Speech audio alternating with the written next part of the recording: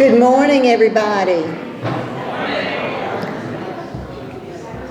On behalf of the Dawsey class, we would like to welcome you to this special discussion, this special program this morning. As you know, our church has been very involved as a circle of welcome with Lutheran Services Carolinas. We've had multiple times where we've spoken to you either in the sanctuary or through the bulletin or through emails, calls for help, money, furniture, whatever. And this congregation has stepped up to the plate. Before I go any further, I would like for those of you in the audience who are serving on the Circle of Welcome, either now or in the past, please stand.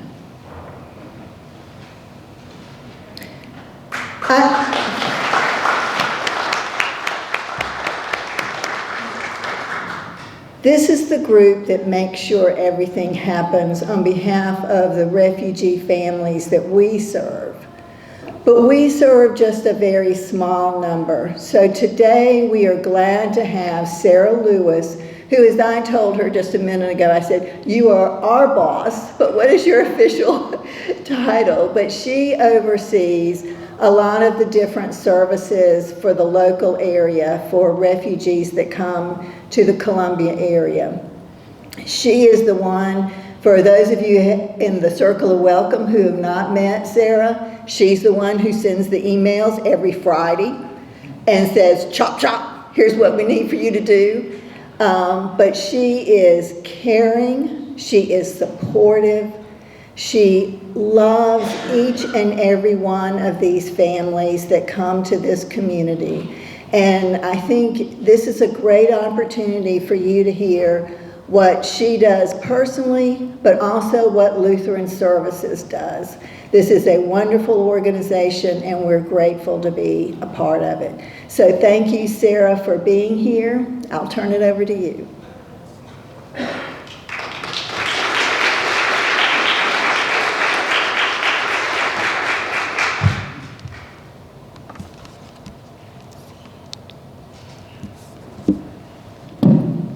Can y'all hear me? Sorry. Okay, is this good? All right. I'm always nervous I'll be like too close. Is that fine? Okay. Well, thank you, Ann, and thank your team, everyone that's been on the Circle Welcome team over the last few years. I think it's been 3 years that your church has been involved consistently. And then, of course, Kay's been on actually 4 teams because she was on different. But it is incredible that this church has done, 3 teams in succession. And as many of y'all know, the leaders of the team wrote to me a few weeks ago when everything was starting to become dire straits for us, and asked if we could identify another very vulnerable family. And so y'all were willing to take on a second family with a bit more of a focus on helping financially and also helping with resources for disability and transport, because that family had already moved. I know y'all have done a lot of moves. This family had already moved, but you did provide additional furniture, because when they came in, we were pretty low on supplies and stuff like that. So I can't thank you enough on behalf of my team and the people that serve these families, and just on behalf of the refugee community. It has been the most encouraging, I feel like probably one of the most encouraging seasons of my life has been in working in this job for the past several years, just to get to see the community, even before, all this happened with funding.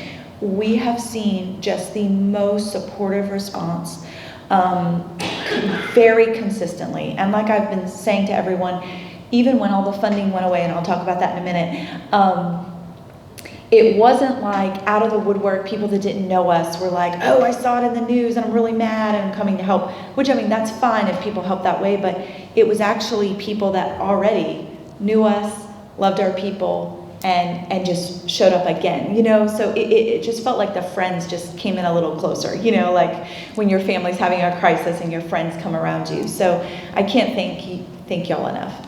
As Ann said, I do serve with the team at Lutheran Services Carolinas, the New Americans program. Our office is right here in Earlwood. We rent offices from Reformation Lutheran Church, and so you may, you know, it's right on the corner of River Drive and Union Street, so pretty close. And we did, a couple of weeks ago, we had a team of 25, and we needed every single person because we have been welcoming so many people the last few years. But as you may have heard, with all of the changes with the new administration, a lot of the funding was impounded or just not paid out for a lot of the programs. And so our agency, Lutheran Services, which is a larger agency than just the refugee services, was taking the hit financially, and also this, but eventually, you know, you can't only go in the hole so long. And so we had to lay off half the staff about 2 weeks ago. And so we're operating on half staff and almost no funding. I mean, we have the state programs that are funded, and I'll talk a little more about that in a minute. But it's been a really rough time, and we just really appreciate y'all's support. I'm so grateful for every one of my teammates. I'm really sad that a lot of them aren't there anymore. I'm not the director of the operation. My boss, Seth Hirschberger, oversees the operations here in Columbia and also a few other offices as well throughout the state. But I'm one of the refugee services coordinators, so I oversee the outreach, the ESL, and the school impact program. And then there's 2 other supervisors in the office that oversee the direct case management programs and employment programs for the other programs. So I do want to kind of introduce, I feel like most of the time when I speak, people have a couple of questions. Now your congregation may have less of these questions because you're familiar, but there may be some in the audience that came because you're kind of curious on like what exactly is this. So I always want to honor those. I feel like these questions are very normal.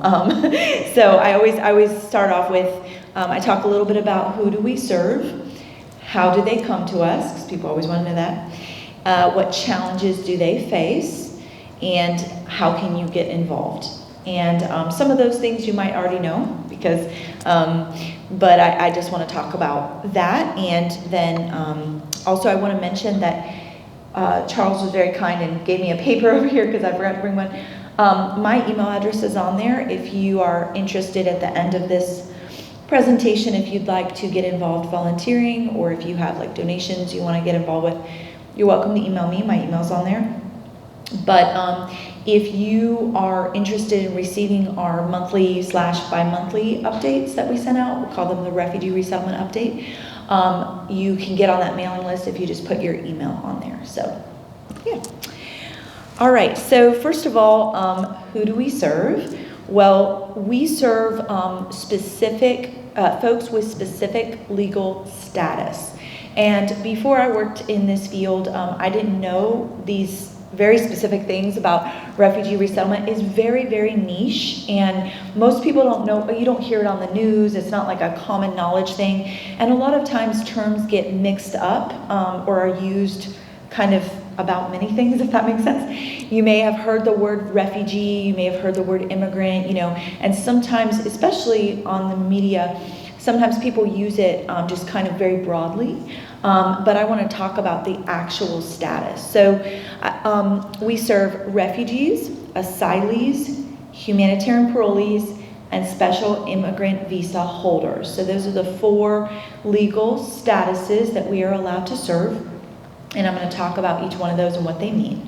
But basically, until 2 weeks ago when a lot of things changed, the administration just recently decided to cancel the refugee admissions program and the refugee contracts with all of the national agencies that held those contracts. But until 2 weeks ago, the way things happened was there were 10 national agencies, we call them voluntary agencies. They were nonprofits. Many of them were connected with a religious organization like the Lutherans or the Catholics, but they weren't, you didn't have to be a specific religion to work for them. Our national agency is named Global Refuge. They were formerly called Lutheran Immigration Refugee Services, but those 10 national agencies, maybe you've heard of World Relief or Catholic Charities, those are some of those 10. And those 10 national agencies administered the federal contracts directly with the U.S. Department of State and the Office of Refugee Resettlement, which is also the federal office. So it's very, if you're worried about anything legal, it couldn't be more legal. It's very, very federal. And so those national offices and work directly with the State Department, and we call it ORR, the Office of Refugee Resettlement. And I'll tell you in a minute how we get our folks, but basically they administered the programs. So the programs were federal programs. Now there are also state programs, but the state programs still answer to ORR, the Office of Refugee Resettlement. And they also, the funding they're allocated comes from ORR as well. So it all ends up being federal, even though we do have federal and state programs. The programs that have been drastically impacted, canceled, not paid, money impounded, all of that, are the federal programs, the directly federal programs, because the money for that is paid out to the national agency in reimbursement, if that makes sense. And then the national agency reimburses our local offices. There are many local offices across the country. Each national agency has, I don't know how many, but either a couple hundred or under 100 affiliates across the country. And so we are one of the affiliates for Global Refuge. So what would normally happen is we would have to, we would do the services in accordance with the federal guidelines for the people that the federal government sent to us through our national agency. And then we would submit those receipts, those expenses to the national agency, and they would be reimbursed by the State Department or ORR, depending which one funded. When the money was impounded, then the national agency for like about a month tried to help us out with private funds. They could only help with some of the direct costs, like maybe some housing for the clients that were in the hotel and stuff.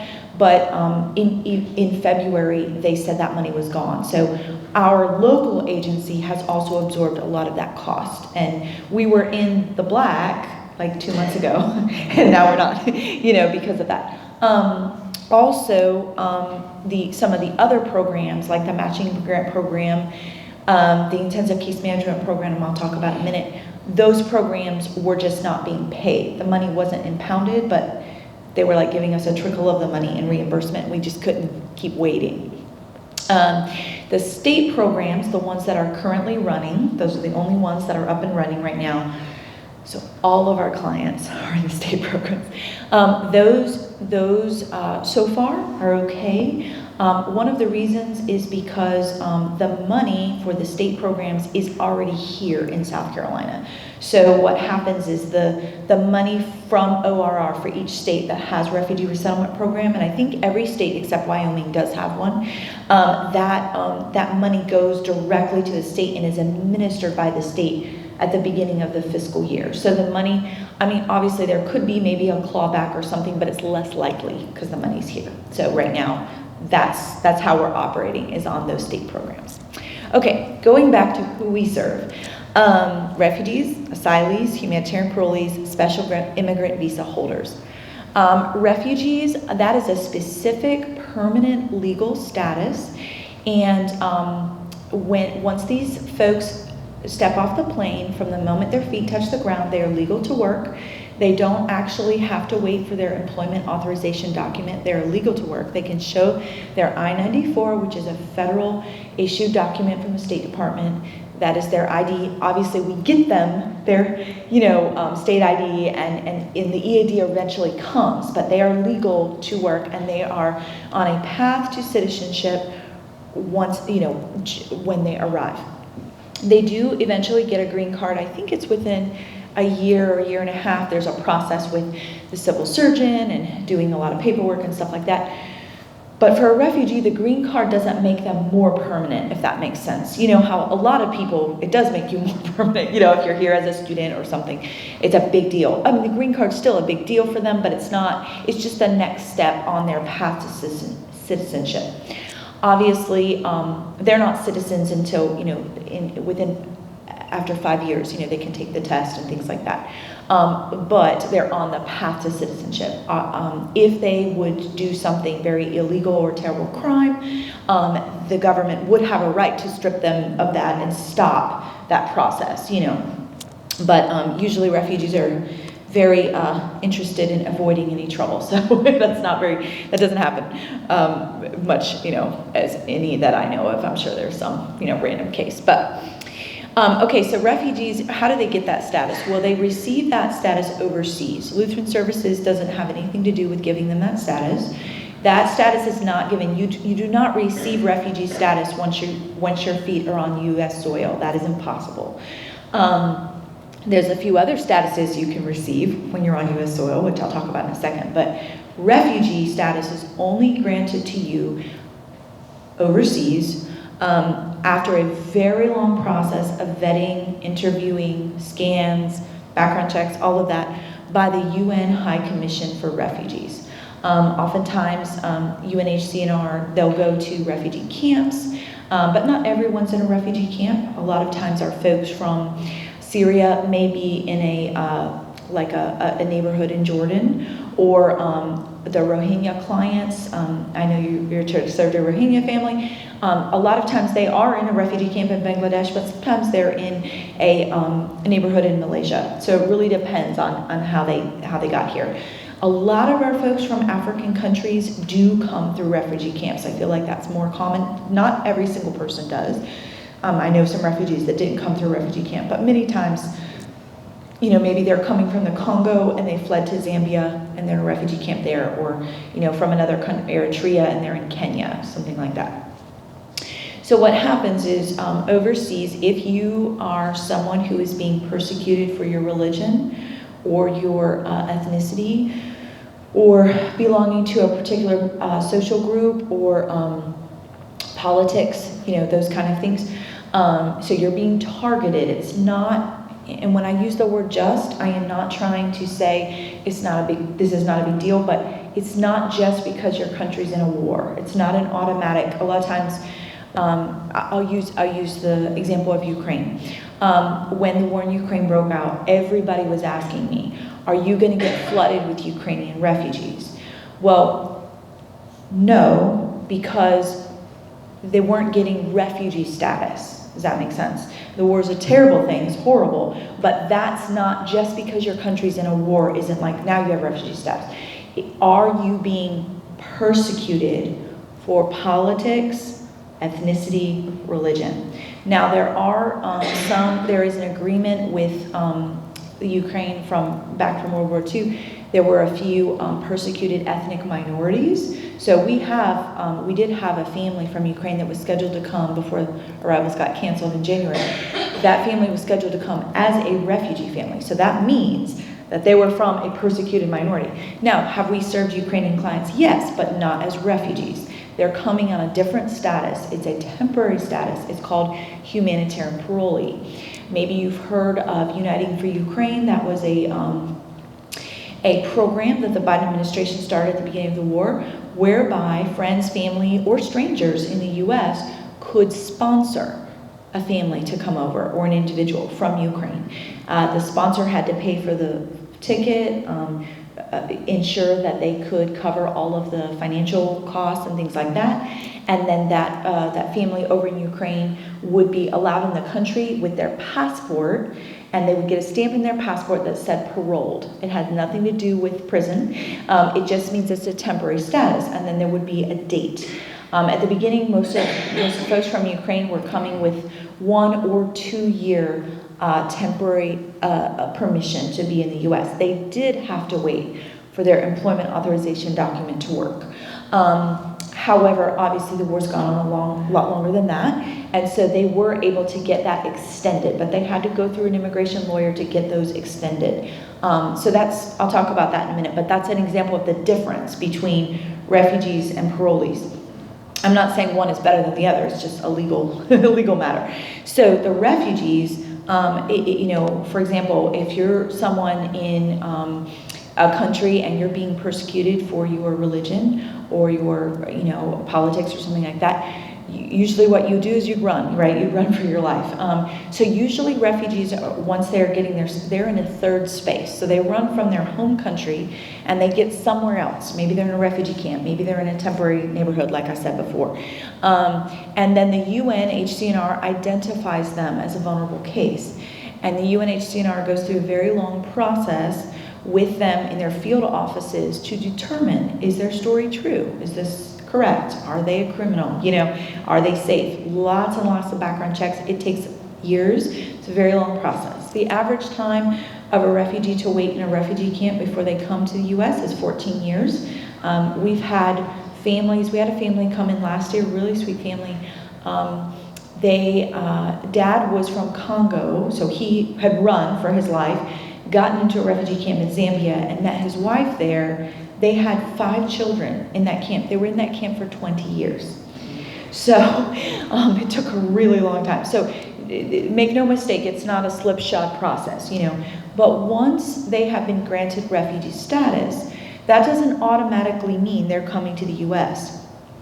What happens in normal times before all of this stuff changed, you know, as you know, a lot of stuff has changed. Like I said, currently the refugee arrivals have been stopped. They've been suspended. The administration just stopped the contracts with the national offices. So everything is on hold. Everything is stopped right now. But in normal times, for a very long time, you know, this is what happened. The UNHCR would connect with the various countries that have a refugee admissions program. That's not every country in the world. There's honestly not a ton of countries that have a refugee admissions program. And the US, you know, was one of the ones that had the largest, for sure. You know, so they would connect with the US, they would connect with Australia, Canada, whoever had that program. And they would connect with that, you know, here in the US, it would be the US State Department, right? The US Department of State would connect with UNHCR, and they would determine who is next in the queue to be offered the chance to resettle in the United States. So there's a really long line, you know. So that's also why it takes so long, right? Maybe someone got refugee status, but they're waiting for years because there's a really long line. This is important for a few different reasons. One is so that you know that the U.S. Department of State is once again doing a second round of vetting background checks, you know, checking these people even though they've already gotten refugee status. So these are the most vetted people that come into our country. But also, it is there is a cap. Every year, the President of the United States makes what we call the presidential determination, which determines what number of refugees the United States will allow into the program, into the country, and it is all predetermined. This has nothing to do with anything that's going on in the southern border. This is all a predetermined number, and they break it down by regions of the world. And so it's like this many total. Last year, it was 125,000, which was a record number, and then each region of the world had, you know, this many from this South Asia, this many from, you know, East Africa, like that. Obviously, those numbers fluctuate depending on who's president and also what's going on in the world, right? If there's some genocide in East Africa, probably the numbers will be a bit higher, right, for that area. So the UNHCR and the U.S. State Department work together to determine who can be invited, you know, who's next in line in accordance with those numbers. Now, it's really important to understand that refugees do have a choice. They are not being stuck on a plane. You know, I've sometimes had people in the community say, well, you brought them here, so blah, blah, blah. No, well, first of all, Lutheran services have nothing to do with this. We did not bring anyone here. But the U.S. government, the U.S. Department of State, is also not dragging people on the plane. It's not like you're a refugee, now you're on this conveyor belt and you have to go somewhere. They could elect to stay and live the rest of their days in the refugee camp, right? Or they could try to say, well, maybe Jordan will let us stay for a while longer. You know, we don't have a path to citizenship here. We don't really have a future here, but we're scared to go somewhere else. Some people make that choice. They might say, no, we don't want to go to the U.S. We're going to wait and see if we have a chance to go to Australia, you know, or vice versa, okay? So there is a choice. And so sometimes we've had our refugee folks, the first year is very, very hard for them, as you can imagine. It's a big transition. After the first year, it's very, very different for them. The way they're able to function is night and day, honestly. I always tell people, because when they first meet them, they're like, how are they going to do anything? And I'm like, they're going to be okay. Like, they've survived way worse things than riding the bus or learning how to make an appointment. You know, it's really tough this first year, but after that, I mean, we have served hundreds of clients that don't even come to the office anymore because they don't need us. So that's a good thing. That's a win. However, within that first year, that's very hard. Occasionally, we'll have a family or somebody who's very frustrated in the middle of culture shock, and they say things that they don't really mean, but they say things that we take with a grain of salt and we don't worry about it. You know, they're like, I wish I could go back. You know, I want to go back to my country. It's kind of like the Israelites, you know, when they left Egypt, and then the desert was really hard, and they were like, oh, we remember the onions, you know. They forgot about everything else. It's very similar to that. And we don't hear that every day, but once in a while, somebody will say that. It's just a human response, you know, I don't want to face this difficult thing. And sometimes they say, I don't know. I think maybe one of them had said like, well, you know, the U.S. brought me here or something. And my boss was always like, in that situation, you say, hold on. No, actually you didn't choose to be a refugee, but you chose to resettle. So this was a choice you made for the good of your family. And we're looking to the future, you know, and a lot of times we bring in the whole American experience. You know, this is the American story. I mean, unless someone is 100% Native American, they have had someone in their family come here either forcibly or because they were kicked out of their country, or they were brought here, you know, from evil means through slavery or something like that, or they made they had a choice, but the beginning of their life was really hard. Like my great-grandparents coming through Ellis Island, you know. I knew my great-grandma, and she still spoke with a really thick Italian accent, and, you know, she lost her first baby here, and my grandmother was born here, but her first language was Italian. You know, it was really hard, right? They didn't have an agency helping them, right? So when we think about, a lot of times when we meet these families, we almost feel like, it's impossible. It's not impossible. Like, most of us have had someone in our family do this under even harder circumstances in the U.S. I'm not saying everyone's ancestors had the refugee experience, you know, being persecuted, but some of them did, right? And it's very much in line with the story of the Pilgrims, you know. That's what I tell our refugees about Thanksgiving. And I'm like, so the Pilgrims, you know, came over, they were refugees, you know, and they didn't have any place to live, and they were cutting down trees, and the Native Americans saved their lives. Someone decided to welcome them. Someone decided to step out in discomfort. And, you know, thankfully, there were a few folks that had learned some way to communicate, right? Some English, and teaching them how to plant the gardens and stuff. And this is so much of the American story. Like, there's nothing more American, I feel like. You know, and so we remind the community, who sometimes worries a lot about our folks, and we remind our folks as well, you're part of this story. And this has been done thousands of times in this country, in many different circumstances. But this is not some new thing. This is not a brand new, wild thing that we're used to in the U.S. This is what our country's made up of. And you can do this. It will be hard, but you can do this. And you're building a better life for your kids. It is very true that maybe our refugees, perhaps very likely the adults that have come over here, it might not be easier for them. Honestly, like my old boss used to say, it's actually harder at the beginning because they've taken more steps back. Even though they didn't have much where they were from, they still had the ability to converse in their own language. They may have had a little bit of social currency, you know, people knowing them. They may have been able to provide for their family on a very small, odd job, which, you know, is not possible here, right? They may have just been able to walk into a doctor, or they might have had a doctor. Here, the intricacies of the medical system that they're going to have to learn. Okay, there's a lot of hard things. But, so when they first come here, a lot of the stuff is actually harder at the beginning, right, for the adults. But that doesn't mean they made the wrong decision, and that doesn't mean they can't do it. That doesn't mean they're helpless. That doesn't mean they need someone to just carry them on their back in dependency and postpone the inevitable, because that's not helpful, right? They're going to have to face these things just like your ancestors did. In some, maybe, for the people in this room, some of the ancestors in this room might have had a harder experience in immigration in the U.S. Some of them might have had an easier experience, but we all did, right? And not we, the people that came before us, and we're grateful for the folks that went through the tough stuff to give us a better future, right?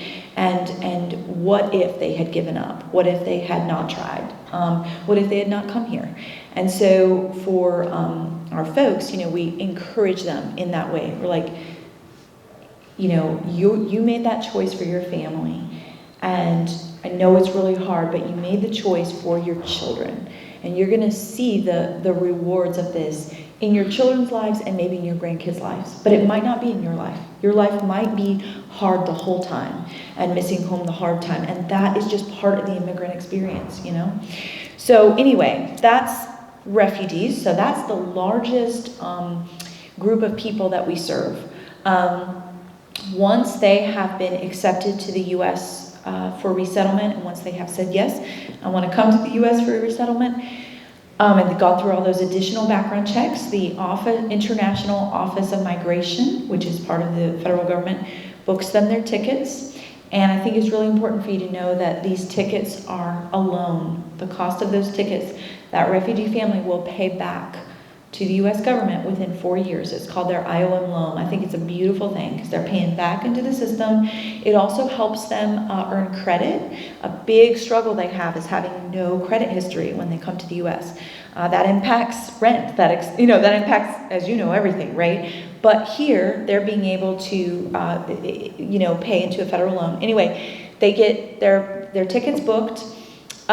Depending on which of those 10 national agencies works with the State Department, and the State Department assigns cases to all those national agencies. And then those national agencies assign those cases to their local offices in accordance with whatever numbers the local office can handle. So here, last fiscal year, our fiscal year starts in October and ends in September. So last fiscal year, we received 439 new arrivals, new refugees. We welcomed our team here in Columbia, just in Columbia. Now, Lutheran Services has 7 offices across North and South Carolina of New Americans Program. There are more people that came, but Columbia receives the most, and Greenville, our Greenville office in Columbia received the most. So that was a huge amount. Just to put it in perspective, I worked for Lutheran Services for a short time in 2015 and 2016. During that time, we had a team of, I think, 7 or 8 people, and each year we received under 100, and we were still crazy busy. So a team of 7 or 8 is going to be really busy with under 100 arrivals. We received 439 last year. And then we were on pace to receive 500 this year before everything got canceled. But over December, just between December and January, we received 180. So now we're at half staff, so that you can kind of see how, the year before, last fiscal year, we received, I think it was right under 350. So we serve our clients for 5 years. So each year that you receive several hundred, you're still serving those clients, now in less intense ways, but especially the state programs, that's where those clients are getting help, with recertification of food stamps or help with another job or, those kind of things. So the numbers compile pretty quickly. Once those folks are assigned to our individual office in Columbia, we would look at our database and the travel would pop up, and then we would know who's coming, what are their if there's some specific medical flags that would be in there.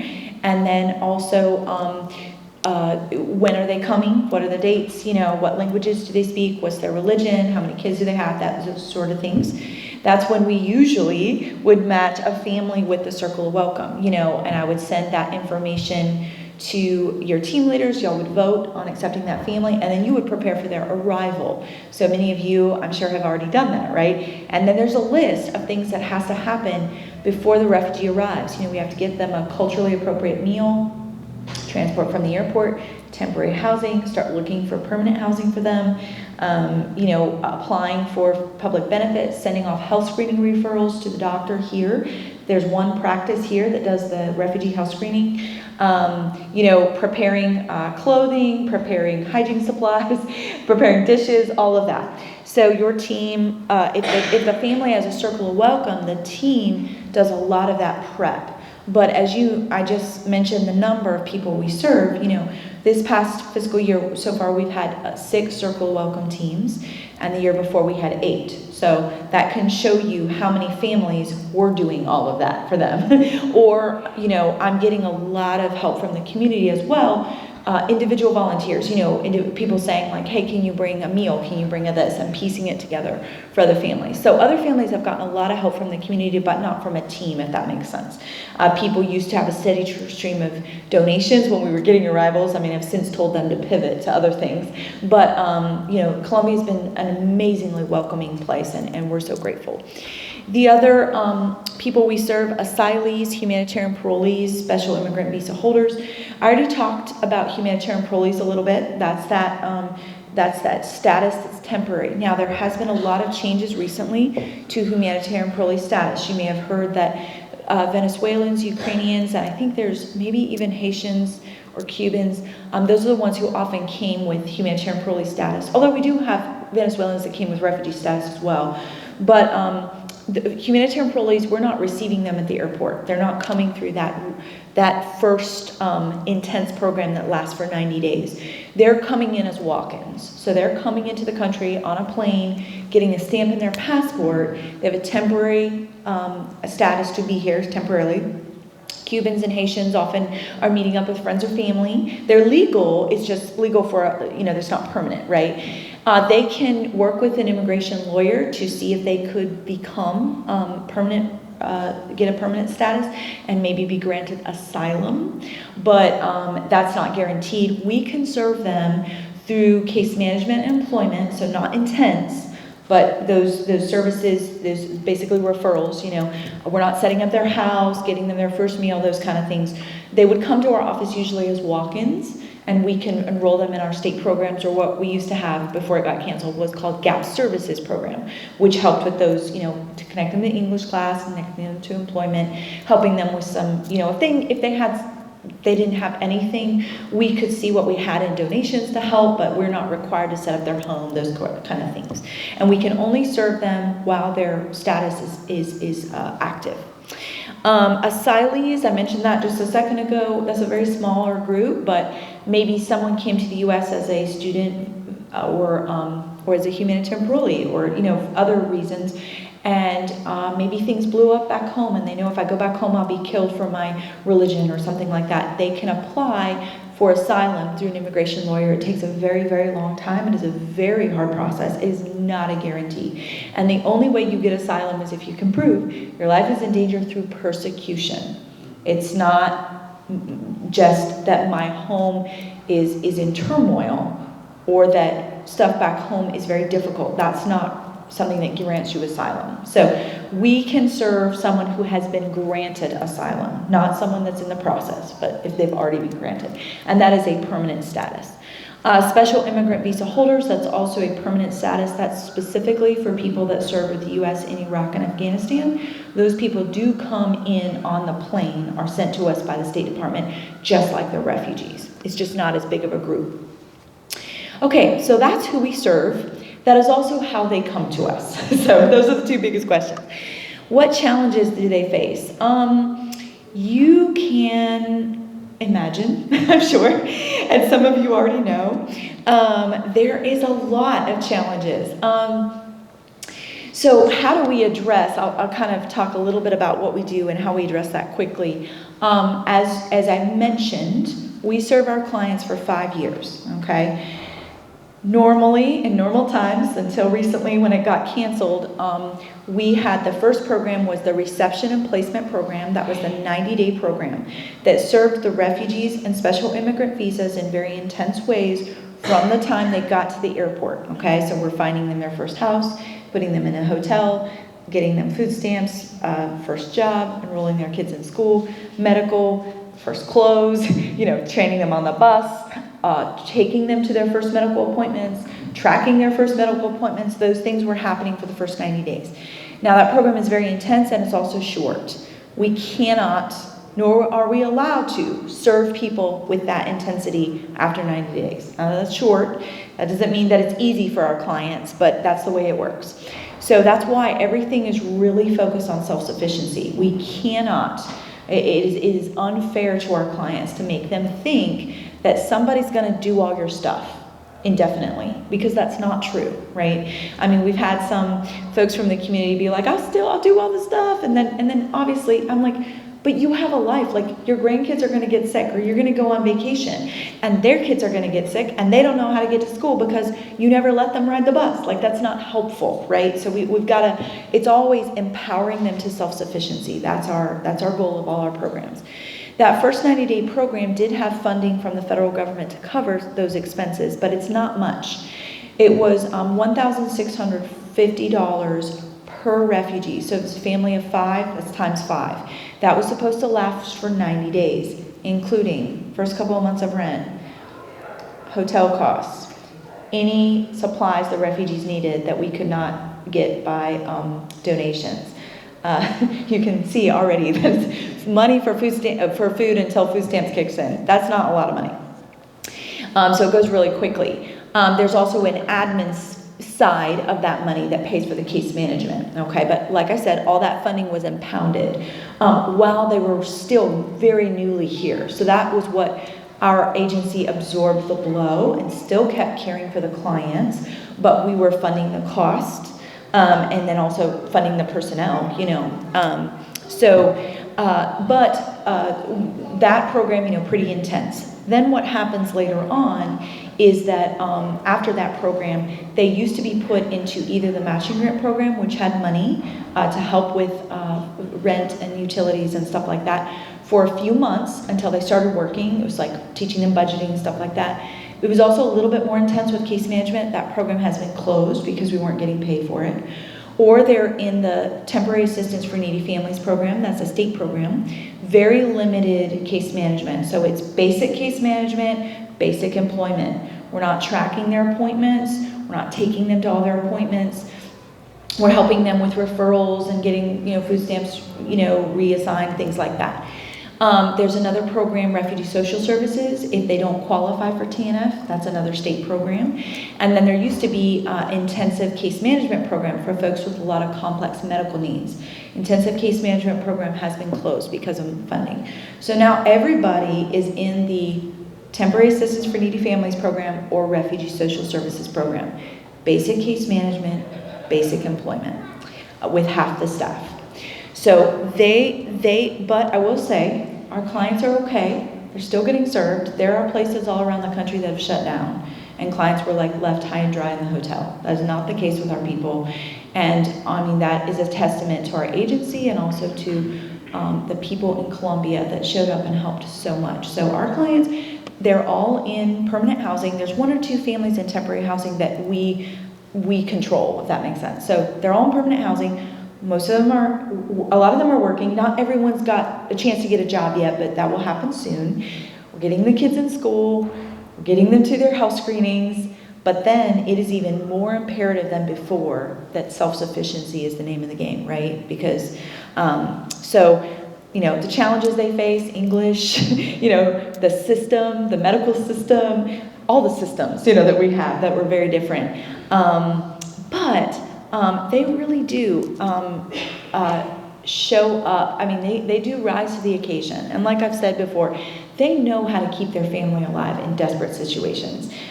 They've done it before. They've done it for many years. And they've done a lot harder things than riding a bus or learning how to track medical appointments, you know, and I often say, like, if they miss a medical appointment or something, nobody's going to die, you know, they know how to call 911, but we're just trying to help them get in that rhythm. We do offer in-house English classes. We had to shut down a lot of them, but there's still some going on, and so we're still here. Yeah, and so that's what we do. That's kind of the changes as well, and hopefully that gives you a picture also of what your involvement has meant to us.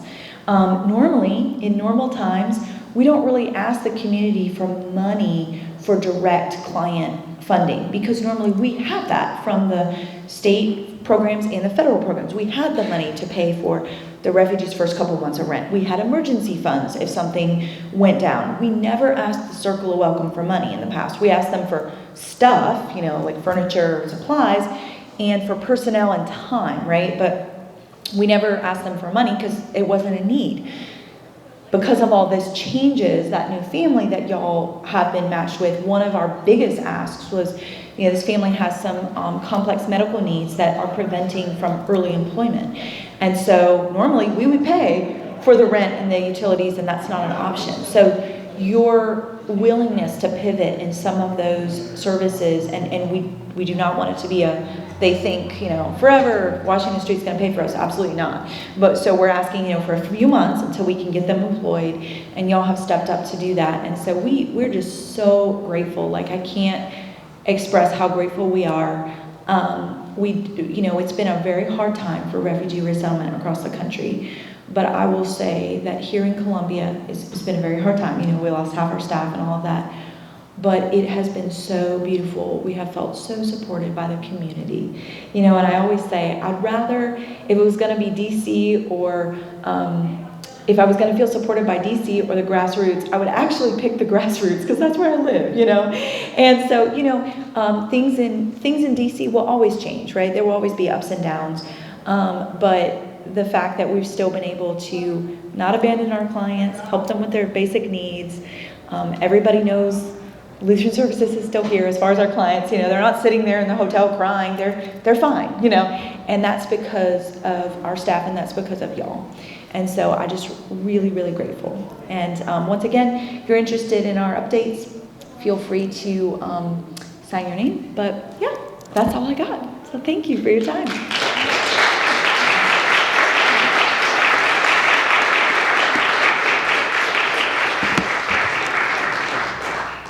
On behalf of Dulcie and the Circle of Welcome, I want to thank you also. The paper to sign up is here on the piano. There is a stainless steel bowl on the stool back there. If anybody is so inclined, if you would like to drop it in, we will deposit it through the church, and the church will send a check directly to Lutheran Services to help things keep going. If anyone is interested in becoming a part of our CAL, it's very easy. Where are you? Let Andrea know. It's very easy. There's a 2-hour little video training online. But I'm not one who 3 years ago would have said, oh yeah, this is something I'm interested in. But it has been very fulfilling.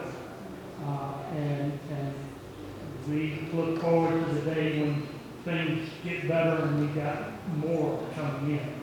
But again, thanks to everyone for coming and joining us. Enjoy your day. It's time for church.